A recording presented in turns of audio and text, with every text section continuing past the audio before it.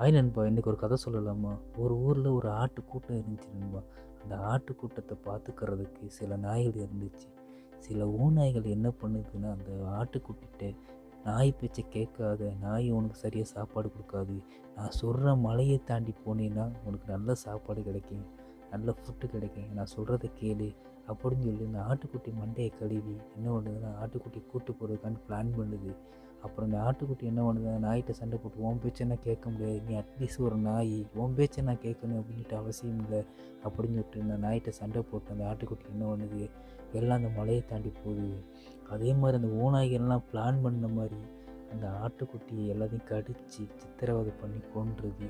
இதுலேருந்து என்ன தெரியுதுன்னா, நல்லது சொன்னால் யாராக இருந்தாலும் கேட்கணும், கேட்காட்டா தப்பு. இப்போனா இந்த காலத்துலனா நல்லது சொன்னால் எல்லோரும் பூமரு, கிரிஞ்சி இந்த மாதிரி நக்கல் பேர் தான் வைக்கிறாங்க.